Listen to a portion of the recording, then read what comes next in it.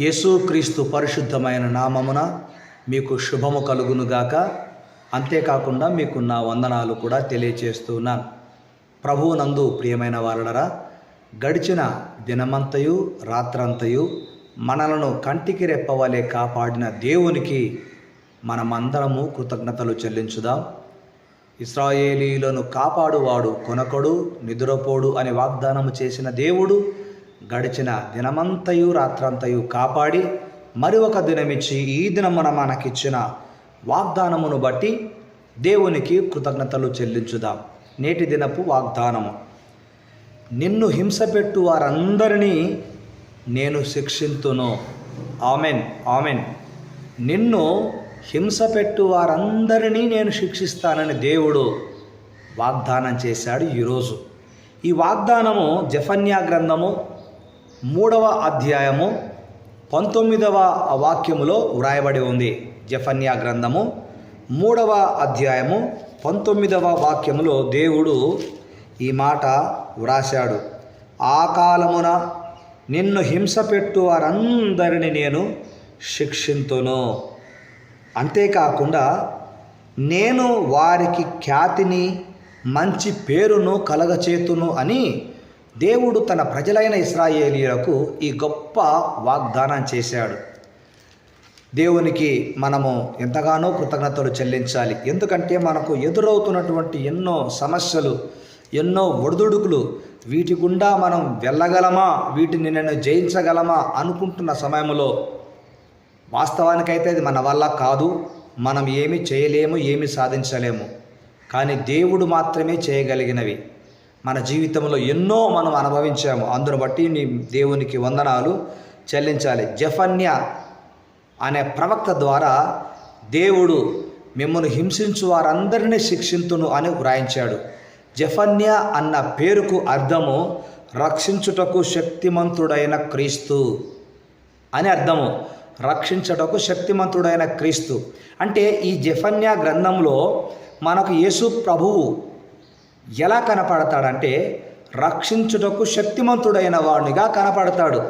కనుక ప్రభువు నందు ప్రియమైనటువంటి వారలరా, ఈ గొప్ప వాగ్దానమును బట్టి ఆ కాలమున నిన్ను హింసపెట్టు వారందరినీ నేను రక్షింతును అనే మాట ఏ కాలమున అంటే ప్రస్తుతం మనమున్న కాలమున.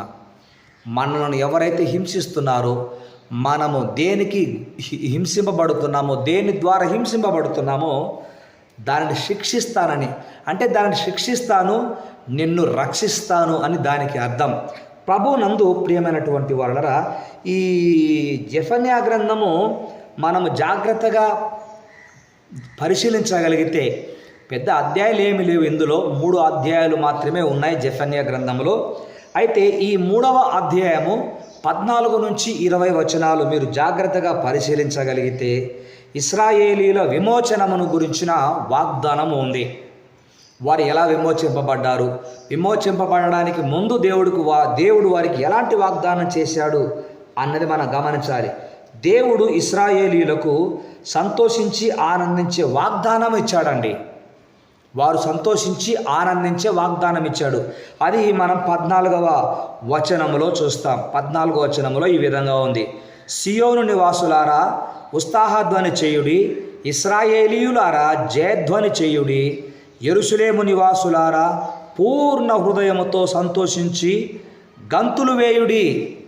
ఎందుకు అని మనం ప్రశ్నించుకుంటే 15వ వచనంలో జవాబు ఉంది: తాను మీకు విధించిన శిక్షను యెహోవా కొట్టివేసి ఉన్నాడు, మీ శత్రువులను ఆయన వెళ్ళగొట్టి ఉన్నాడు, ఇశ్రాయేలీయుల రాజైన యెహోవా మీ మధ్య ఉన్నాడు గనుక ఇక మీదట మీకు అపాయమేమీ సంభవింపదు అని ఒక 3-4 విషయాలు ఇందులో దేవుడు తన ప్రవక్త ద్వారా వ్రాయించాడు. ప్రభువునందు ప్రియమైనటువంటి వారరా, ఇశ్రాయేలీల పైన ఉన్న శిక్షను కొట్టివేసి శత్రువుల నుండి విడుదల చేస్తానని వాగ్దానం చేశాడు. చేసినట్లుగానే వారికి శత్రువుల నుండి విడుదల కలిగింది. ఈరోజు నీకు శత్రువులు ఎవరైతే ఉన్నారో వారి నుండి కూడా యేసునామమున విడుదల కలుగునుగాక. శత్రువులు అంటే మన ఇరుగు పొరుగువారు, మన పైన నిందలు మోపేవారు, మనలను ఆడిపోసుకునేవారు అనుకుంటాం. వారందరూ ఎప్పుడూ ఉంటారు. కానీ ప్రధాన శత్రువు ఎవరంటే మన శరీరమే. మన శరీరమే మనకు ప్రధాన శత్రువు. మనం ఏది చేయకూడదు అనుకుంటామో దాన్ని చేయడానికి శరీరము సహకరిస్తుంది. మనం వద్దనుకున్న దాన్ని శరీరము చేయాలంటుంది. శరీరాన్ని జయించినమనకండి, రెండవ శత్రువు లోకము. మొదటి శత్రువు శరీరం అయితే దీనిపైన మనం జయం సాధించిన మనకు యేసునామమున. రెండవ శత్రువు లోకము. లోకములో ఉన్నవన్నీ కూడా ఈ శరీరం కావాలనుకుంటుంది. నేత్రాశ, శరీరాశ, జీవము డంబము అంటే కళ్ళు చూసినవన్నీ శరీరం కావాలంటుంది. లోకాశను కూడా జయిస్తే ఇక ప్రధాన శత్రువు అపవాది. కనుక ఒక విశ్వాసికి 3 శత్రువులు ఉన్నారండి. మొదటి శత్రువు మన శరీరం అయితే, రెండవ శత్రువు లోకమైతే, మూడవ శత్రువు అపవాది. ఈ ముగ్గురిని ఆయన నేను వారి యొద్ద నుంచి మీకు విమోచన కలగజేస్తాను. ఎంత గొప్ప వాగ్దానం! చాలామంది శరీరమును జయించి ఉండవచ్చు, కానీ లోకములో ఉన్న వాటిని జయించలేకపోతూ ఉంటారు. లోకమునైనను లోకములో ఉన్న వాటిని నన్ను ప్రేమింపకుడి అని యేసు ప్రభు యోహాను భక్తుని ద్వారా వ్రాయించాడు.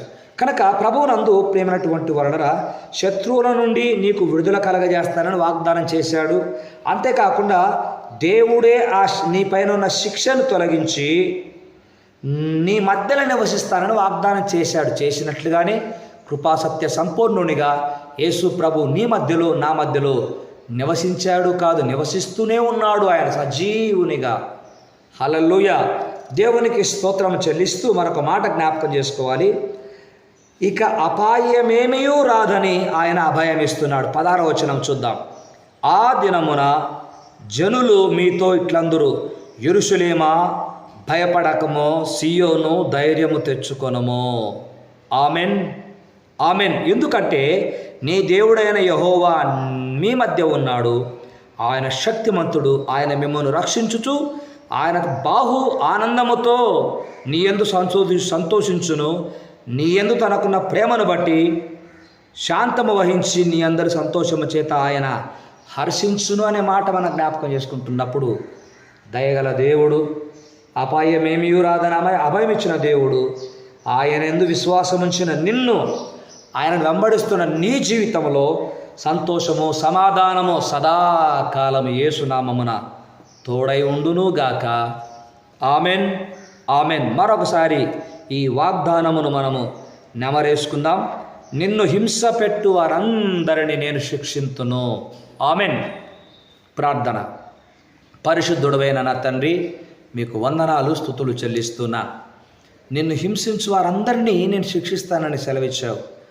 నిజంగా తండ్రి, ఈరోజు నేను మాత్రమే కాదు, ఈ వాగ్దానమును వింటున్న మీ ప్రియబిడ్డల జీవితాల్లో కూడా ఎంతోమంది వారిని రకరకాలుగా శిక్షిస్తున్నారు, రకరకాలుగా వేధిస్తూ ఉన్నారు. అలాంటి వారందరినీ నేను శిక్షిస్తానని మీరు వాగ్దానం చేశారు. ఎంతమంది హింసకు గురవుతున్నారు, ఎంతమంది మీ బిడ్డలను వేధిస్తున్నారు, వేటిని బట్టి మీ బిడ్డలు వేధించబడుతున్నారు. యేసునామమున వారిని విడిచిపోవునుగాక అని ప్రార్థన చేస్తున్నాను. మీరు గొప్ప ఆదరణ వాక్యం మీరు మాకు ఇచ్చారు. నిన్ను హింస పెట్టు వారందరినీ, నిన్ను హింసించు వారందరినీ నేను శిక్షిస్తానన్నావు. ఇంత గొప్ప ఆదరణ వాక్యము ఈ దినము మా బిడ్డలకు మాకు ఇచ్చినందుకు మీకు స్తుతులు చెల్లిస్తున్నాం. సర్వశక్తిమంతుడమైన దేవుడవు నాయన, ఈ లోకములో మాతో ఉండేవారు, మా మధ్యలో ఉండేవారు ఎవరూ లేరు మీరు తప్ప. మీరు మాకుంటే మాతో ఉన్నంత కాలము మా కొరతలన్నీ ఎరిగిన దేవుడవుగా ఉండి నీవు తీరుస్తావు గనక ఈ వాగ్దానమును విన్న బిడ్డలు ఎందరైతే కన్నీటితో వారి అవసరతల కొరకు వారి కన్నీటితో మీ పాదాలు కడుగుతున్నారు, యేసు నామమున వారి ప్రతి అవసరము తీరునుగాక. ఊహించిన దానికంటే గొప్ప కార్యములు యేసు నామమున వారి జీవితంలో మీరు జరిగించుదురుగాక అని ప్రార్థించినవన్నీ యేసు నామమున పొంది ఉన్నాము తండ్రి. ఆమెన్.